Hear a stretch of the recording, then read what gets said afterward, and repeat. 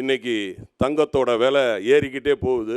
24 carrot தங்கம் வந்து 16,288 ரூபா இன்னைக்கு ரேட்டு.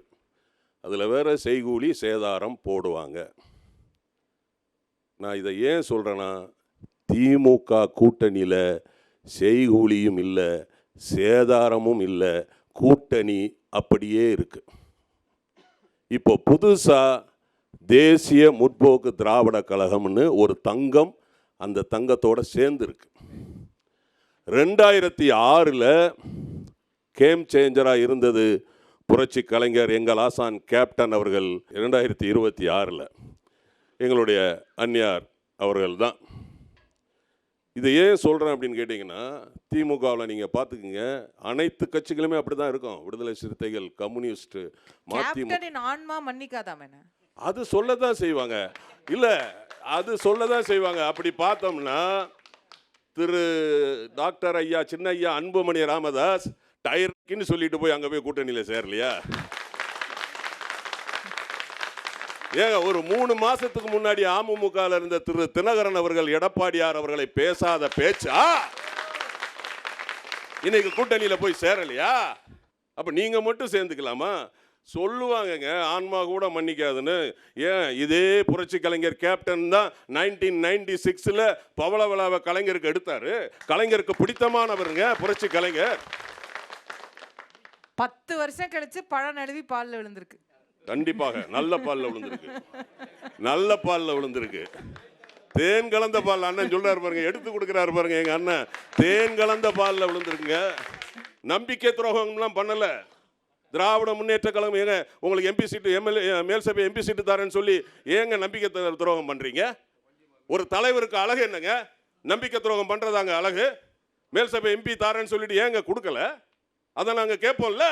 உங்க கூட இருக்கிற அமமுக தலைவரோ இல்ல பாமக தலைவரோ திரு எடப்பாடி தான் முதலமைச்சர் இன்னைய வரைக்கும் சொல்லி இருக்கிறாங்களா?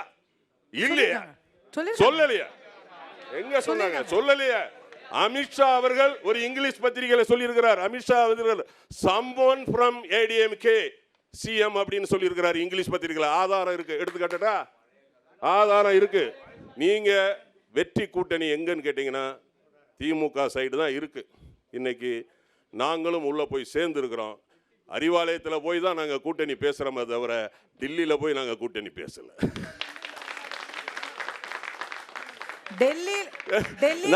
அதாவது சினிமாவில் அண்ணா நீங்க டெல்லியிலயும் பேசுனீங்கல்ல? இல்ல கிடையாது. இப்போ நம்ம 26 தேர்தல்ல நான் சொல்றேன், டில்லியில எல்லாம் போய் பேசல. வரக்கூடிய இந்த தேர்தல்ல வெற்றி கூட்டணி நம்மளுடைய திராவிட முன்னேற்ற கழகத்துடைய தலைவர், நம்மளுடைய முதலமைச்சர் திரு ஸ்டாலின் அவர்களை ஏற்படுத்துகிற இந்த கூட்டணி தான் வெற்றி கூட்டணி. வெற்றி கூட்டணி, வெற்றி கூட்டணி. அண்ணன் பாலண்ணன் சொன்னாங்க, தேமுதிகவை நாங்கள் தான் திமுகவுக்கு அனுப்பிச்சிருக்கோம். நீங்கள் தான் உங்கள் பெரிய ஐயாவையே அனுப்பிச்சிட்டீங்களே, அப்புறம் என்ன? அவரு திமுக வராரா சார்? ரத்தமும் சதையுமா இருந்தவரையே அனுப்பிட்டீங்க. நாங்கள்லாம் சரி விடுங்க. எங்க அண்ணன், நீங்க அவரை சேர்த்துக்கிட்டீங்கன்னா அப்புறம் வன்னியர் சனுக்கு தான் கஷ்டம், பாத்துக்கோங்க. ஆமா ஆமா. எங்க அண்ணன் பாபு முருகையில் என்ன சொன்னாரு, 9 வருஷம் நாங்க கூட்டணியை கட்டி காத்துக்கிட்டு இருக்கிறோம் அப்படின்னு சொல்லி. ஏன் 2024 ஏன் அந்த கூட்டணி உங்ககிட்ட வரல? 2024 தேமுதிக இல்லைன்னா 7 இடத்துல நீங்க டெபாசிட் காலி ஆயிருப்பீங்க. உண்டா இல்லையா? அடிஷனலா ஏற்கனவே 7 இடத்துல டெபாசிட் காலி. தேமுதிக உங்க கூட்டணிக்கு அன்னைக்கு 2024 வரலன்னா அடிஷனலா நான் ஒரு 7 போயிருக்கோம். 14-15 சீட்டு போயிருக்கோங்க. அண்ணா திமுக ஸ்ட்ராங்கா இருக்குன்னு சொல்றீங்க. ஏன் எல்லாரும் தாவேகாவுக்கு ஓடிக்கிட்டு இருக்கிறாங்க? ஒரு அனுபவமிக்க அரசியல்வாதி அண்ணன் செங்கோட்டையன் ஏன் போறாரு? ஜேசிடி பிரபாகரன் ஏன் போறாரு? எத்தனையோ மாவட்ட செயலாளர் ஏன் போறாங்க? அண்ணா திமுக ஸ்ட்ராங்கா இருக்கா? உங்க மனசாட்சியை தொட்டு சொல்லுங்க, மனசை தொட்டு சொல்லுங்க. இல்ல பிஜேபி ஸ்ட்ராங்கா இருக்கா? இல்ல நீங்க பிஜேபி ஸ்ட்ராங்கா இருக்குன்னு சொல்றீங்களே, அண்ணாமலை இருக்கிற வரைக்கும் ஸ்ட்ராங்கா இருந்தது. அண்ணாமலை இன்னைக்கு போயிட்டாரு, ஸ்ட்ராங்னு நீங்க நிறுவீங்க பார்க்கலாம். அண்ணாமலை பிஜேபில தான் இருக்காரு. பிஜேபில தான் இருக்காருங்க, தலைவரா இல்லங்க. அவர் தலைவரா இருக்கும்போது தாங்க ஸ்ட்ராங்கா இருந்தது. இல்ல நீங்க சொல்றீங்க 2000 நாங்க வந்து 24 அப்படி இருந்தோம் அப்படின்னு. 24 நாங்க முட்டு கொடுத்ததுனால தான் அதிமுக ஓரளவு ஓட்டு வாங்கிச்சு. இதுல வந்து விடுதலை சிறுத்தைகள் வந்து சங்கடப்படுவாங்க, தேமுதிகவுக்கு சீட்டு கொடுத்தா காங்கிரஸ் சங்கடப்படும், இல்ல கம்யூனிஸ்ட் சங்கடப்படும். உங்களுக்கு ஏன் கவலை? முதல்ல உங்களுக்கு எத்தனை சீட்டு கொடுக்குறாங்கன்னு பாருங்க, அத பாருங்க. ராஜ்யசபா உண்டு இல்லைண்ணே?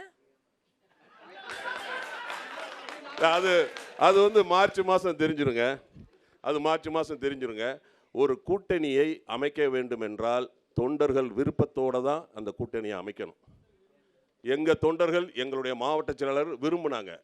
அதனால் தேசிய முற்போக்கு திராவிட கழகத்தோட கூட்டணி உறுதி செய்யப்படும் போது எல்லாருமே அந்த கட்சியில் தான் இருக்கிறோம்.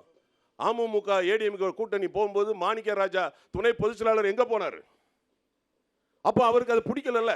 அப்போ அது கீழே அவருக்கே பிடிக்கலனா கயத்தார் யூனியன் சேர்மனு எத்தனையோ வாட்டி இருந்தவர், அவருக்கே பிடிக்கலனா அவர் மாவட்டத்தில் உள்ளவங்களுக்கும் பிடிக்காது, தமிழ்நாட்டில் இருக்கிற அத்தனை அமமுக தொண்டர்களுக்கும் பிடிக்காது, வெளியே சொல்லாமல் இருக்கிறாங்க. அப்போ எங்கள் கூட்டணி ஸ்ட்ராங்காக இருக்குது, எங்கள் கூட்டணி ஸ்ட்ராங்காக இருக்குன்னு ஏன் சொல்லிக்கிட்டு இருக்கிறீங்க? நிச்சயமாக சொல்கிறேன், திமுக கூட்டணி ஸ்ட்ராங்காக இருக்குது. அதுக்கு காரணம் நிறையா சொல்லலாம். என்னன்னு கேட்டிங்கன்னா, எத்தனையோ திட்டங்களை அவங்க வந்து மக்களுக்கு இன்றைக்கி கொடுத்துருக்குறாங்க. எத்தனையோ திட்டங்கள். மகளிர் உரிமை தொகை 5000 ரூபாய் கொடுத்துருக்குறாங்க. விடியல் பயணம். எடப்பாடி வந்தா 10,000 சார். இல்லை இல்லை, அதுவும் எங்கேருந்து காப்பி அடிச்சாரு? முதலமைச்சர் ஸ்டாலின். எடப்பாடி வந்தால் காப்பி இருந்து மேன் ஆஃப் பிளஸ் யார்கிட்ட இருந்து காப்பி அடிச்சாரு? திமுக அறிக்கையில இருந்து தானே காப்பி அடிச்சிருக்கிறாரு. அவர் தனியா ஒன்றும் சொல்லலையே. பள்ளி, அதே மாதிரி பள்ளியில காலை உணவு திட்டம், கல்லூரி மாணவனுக்கு 1000 ரூபாய், நான் முதல்வர் திட்டம், இலவச இணைப்பு வந்து விவசாயிகளுக்கு, கல்வி உதவி கூடுதல் நிதி. அதே மாதிரி சத்துணவு பணியாளர்களை நியமனம் செய்யும் போது 1 ரூபாய் கூட லஞ்சம் வாங்கலைங்க. 1 ரூபாய் கூட லஞ்சம் வாங்கல. சத்துணவு பணியாளர் நியமனம் செய்யும் போது நேற்று அம்மா சசிகலா அம்மா அங்க தனியா ஒரு கூட்டம் போட்டாங்க. திருச்சிக்கு அந்த பக்கம் 105 சீட்டு மறவர்கள், தேவர்கள், முக்கோலத்தர்கள், அகமுடியார் இருக்காங்க. அவங்க என்ன எல்லாருமே உங்களுக்கு ஓட்டு போடுவாங்களா? 10% ஓட்டு, 10% இன்னைக்கு இடஒதுக்கீடு கொடுத்தீங்களா? என்ன ஆச்சு உங்களுக்கு? அப்ப நீங்க ஜாதி கட்சியா? ஏங்க, நீங்க ஜாதி கட்சி, மதவாத கட்சி கூட்டணிங்க அது. அந்த கட்சி ஜாதி கட்சி, மதவாத கட்சி கூட்டணி. திமுக அப்படியா? திமுக அப்படியா? எல்லாமே இருக்கு. எங்க தலைவர் சொல்றாரு, விடுற மூச்சுல ஜாதி கிடையாது, ஓடுற ரத்தத்துல ஜாதி கிடையாதுன்னு. திமுக ஜாதி கட்சியா, மதவாத கட்சியா? அதனால நான் சொல்றேன், 100% வெற்றி கூட்டணி எங்கன்னு கேட்டீங்கன்னா அது நிச்சயமாக ஐயா முதலமைச்சர் ஸ்டாலின் அவர்கள் ஏற்படுத்துற இந்த கூட்டணி தான் வெற்றி கூட்டணி. புரியுதுங்களா? நீங்க ஒண்ணுமா சொல்றீங்க. நிச்சயமா நான் ஒரே ஒரு விஷயம் மட்டும் சொல்றேன். ஐயா எடப்பாடி ஸ்டெடியா இருந்திருந்தாருன்னா அதிமுகவில் இருந்து யாரும் போயிருக்க மாட்டாங்க. தலைவரும் போயிருக்க மாட்டான், தொண்டனும் போயிருக்க மாட்டான், எம்எல்ஏயும் முன்னாள் எம்எல்ஏயும் போயிருக்க மாட்டாங்க, முன்னாள் அமைச்சரும் போயிருக்க மாட்டாங்க. நீங்க உங்க கட்சியையே, உங்க கட்சி தொண்டனையே கட்டுப்படுத்த முடியல, உங்க அரவணைக்க முடியலையே.